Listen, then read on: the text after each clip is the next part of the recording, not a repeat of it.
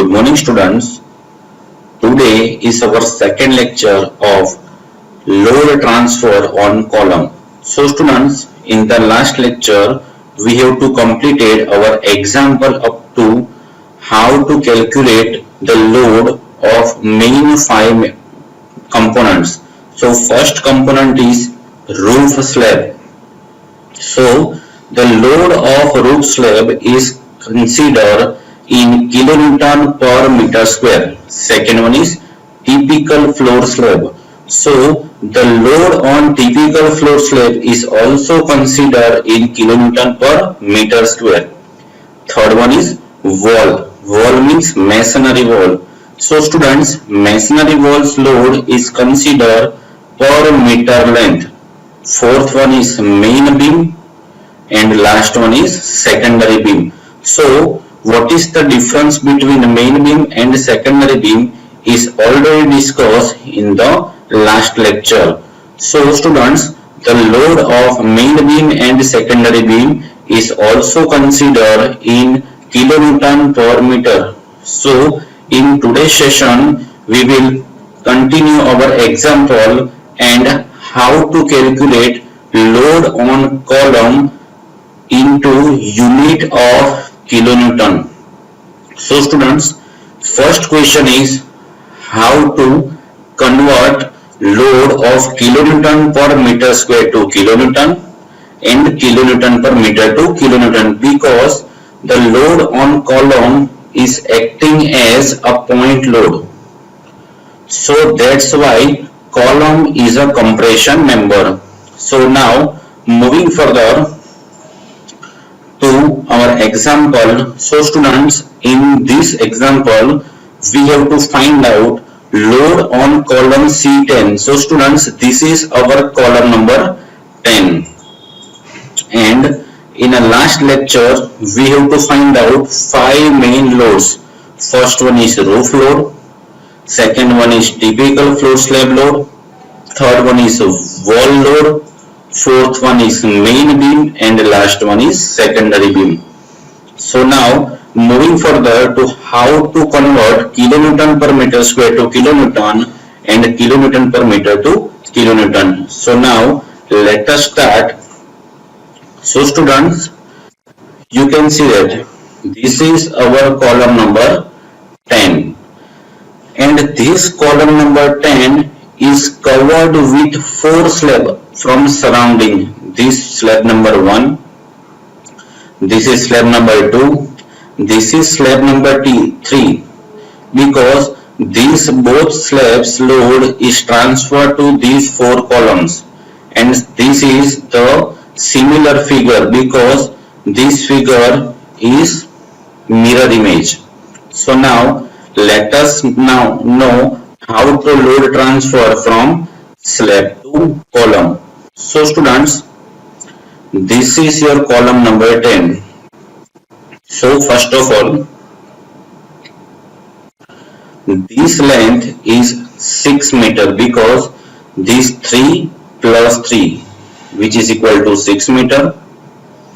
This length is 4 meter and this length is 6 meter.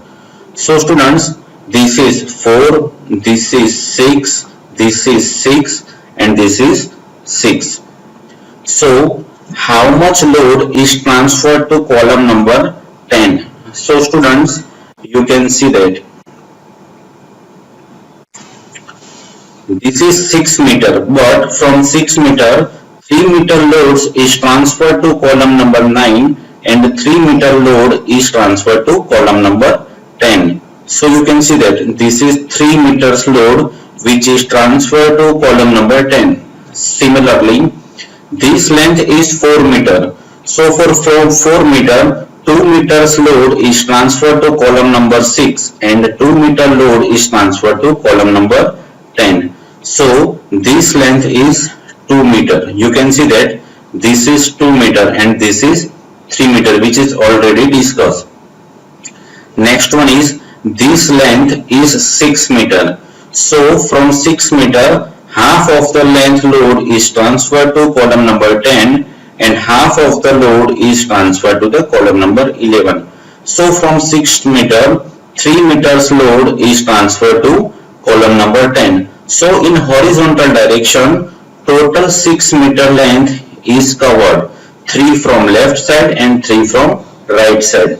Similarly, this 4 meter, from 4 meter 2 meter length is transferred to column number 10, and this length is 6 meter. So from 6 meter, 3 meters length load is transferred to column number 10 and 3 meters load is transferred to the column number 14.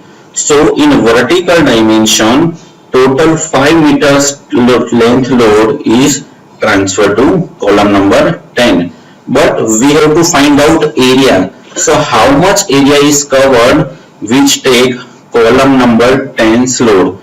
So students, our area is 6 into 5. So this shaded area's load is transferred to column number 10. So what is the area of shaded area? So the floor area transfer load on column is equal to 6 into 5, which is equal to 30 meter square. So this is area which is covered to take load on C10. Next one is, students, next one is main beam. So similar calculation. So students, you can see that main beams means column to column connection beam is called as main beam.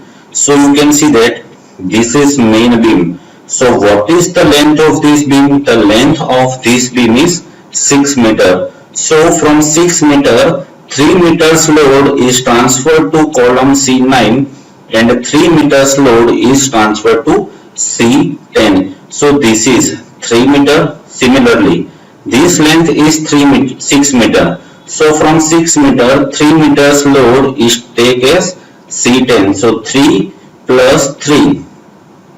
This length is also 6 meter. So from 6 meter, 3 meters length load is transferred to C10. So 3 plus 3 plus 3, which is equal to 9.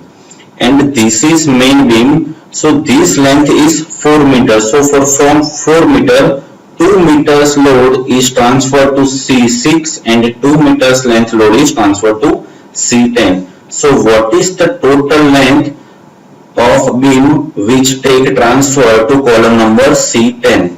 So the total length is 3 plus 3 plus 3 plus 2.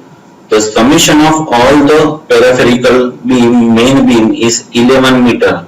So this is the length of main beam is equal to 11 meter. After calculating main beam, next is secondary beam. So students, what is secondary beam? Secondary beam means the beam resting on main beam. So you can see that this is your main beam and this is your secondary beam. So what is the length of this secondary beam? The length of this secondary beam is 6 meters. So from 6 meter, 3 meters load is transferred to beam B10 and 3 meters load is transferred to beam B7. Make sure that B7 take 3 meters load. After 3 meters load, half of the load is transferred to both the column. So from 3 meter, 1.5 is transferred to C9 and 1.9 is take C10. So C10 takes 1.5 meters load. Similarly, from this side, so what is the total length? Total length means 1.5 plus 1.5, which is equal to 3 meter. And the last one is wall. So students, the wall is resting on beam. So how much length wall is considered on calculating C10? So you can see that this is 6 meter and wall is constructed over beam. So from 6 meter wall, 3 meter is transferred to C9 and 3 meter transferred to C10. So this is 3 meter, this is 6 meter length. So C10 takes other 3 meters, so 3 plus 3. Similarly, this 6 meter, so from 6 meter half load is transferred to C10. So 3 plus 3 plus 3 plus 2 meter, because this length is 4 meter. So total summation is 11 meter till now. But this is our secondary beam. So the wall is also constructed on secondary beam. So students, from 6 meter length, 3 meter length load is transferred to beam B7 and 3 meter length load is transferred to beam B10. After 3 meters load, 1.5 meters load is transferred to C10 and 1.5 meters load is transferred to C9. So 1.5 meters load from secondary beams wall, and similarly this is secondary beams wall which is 1.5. So what is the total length of wall? So the total length of wall is 14 meter. 11 meter from main beam and 3 meter from secondary beam. So students, this is our multiplication length and area. So now moving further, load on a column in kilonewton, because up to now we have to calculate all the loads in kilonewton per meter square or kilonewton per meter. So now we have to convert that to kilonewton. So students, first of all, our top floor is roof floor. So how much load is transferred to roof to third? Because in this example we have to design our column maximum load. So students, maximum load of column is on in the footing, because third to second, second to first, and first to footing foundation. So whenever you have to design any component, you have to design that component for maximum loads. So maximum load on column is at footing level. So we have to find out maximum load first, and then after we have to design based on elementary structural design, in which the chapter name axially loaded column. So now roof and third floor. So students, our roof slab, so 8.82, which is kilonewton per meter square, is calculated in the last lecture. So 8.82 kilonewton per meter square. So we have to convert kilonewton per meter square to kilonewton. So we have to multiply that value with meter square. So slab, so 30 is meter square, which is calculated in this lecture in the last slide. So the roof slab in kilonewton, which is equal to 264.6. Second one is wall load. So students, wall load, which is calculated as 13.05 kilonewton per meter. So we have to convert kilonewton per meter to kilonewton by multiplying with length. So what is the length? Length is 14 meter. So wall load is 182.7 kilonewton. Weight of main beam. So students, we have to calculate self weight of main beam, which is equal to 2.89 kilonewton per meter. So we have to multiply the kilonewton per meter into meter. So multiply with 11 meter, which is calculated in the last slide. So our weight of main beam, which is equal to 31.79 kilonewton, and our weight of secondary beam is 4.80 kilonewton. So students, what is the total load of column in kilonewton? So total load is summation of all the loads. So total 483.89 kilonewton load is transferred from roof to third floor. So now we have to find out third to second. second to first, and first to plinth and up to footing level. So now moving further to second, third to second. But students, third to second means typical slab and this is roof slab. So only value change is typical slab, roof slab. So what is the value? Value is 11.81. This calculation is done in the last lecture. So the only change is slab load. So the typical slab load is 11.81 into 30, which is equal to 354 kilonewton, and all the loads is considered as above. So students, the total load of third to second floor is 573.29, but the load coming from upper floor, which is roof to third, is 483.89. So how much load is on the second floor? So on the second floor, the total load is third to second and roof to third. So students, total load is 1057.18 kilonewton. Similarly, we have to find out for second to first. So second to first is also typical floor. So for typical floor, all the areas and length is remain same. So total load for typical slab is remain 573.29, and what is the load which is coming from upper floor?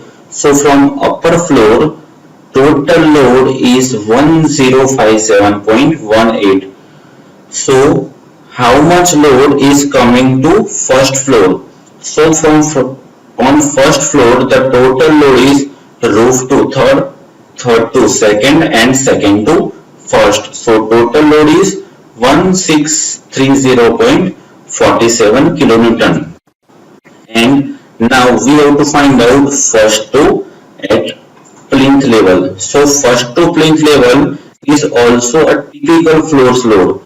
So for typical floor load, the load remains same. So total load which is coming from the top of the roof to plinth level is 2203.76 kilonewton. So this load is total load up to plinth level. But now we have to move to underground, below ground level. So the next calculation is column between plinth and footing. So the weight of plinth main beam, because main beam is also constructed below plinth level. So the weight of plinth main beam, which is remain same, which is equal to 21.79 kilonewton. Weight of plinth secondary beam is also remain same, and one added is weight of column, which is self-weight of column. So students, this is row, 25 means row into B. So 300 cross 300 is column size, and what is this 3? 3 means height of column. So plinth to footing height is 3 meter. So total weight of column, which is equal to 6.75 kilonewton, because below ground level there is no wall and there is no any specific RCC slab below ground level. So total load between plinth to footing, which is equal to 33.34 kilonewton.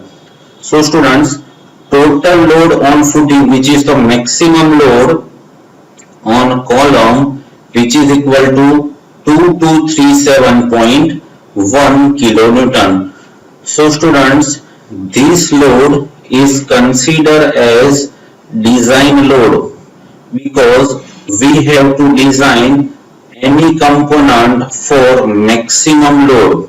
So this is your design load, and after calculating this design load, you have to refer your semester 6 book or semester 6 chapter actually loaded column and design a column with respect to your semester 6. So students, this is your end of today's session. So now, thank you.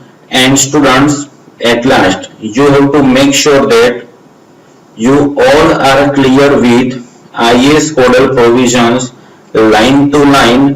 What is the minimum and maximum criteria of any components design, whether it is slab, beam, column, footing, foundation, you have all in your mind.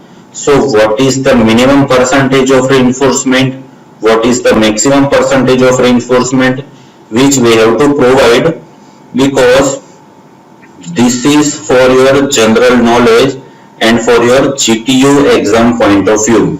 So thank you for today's session.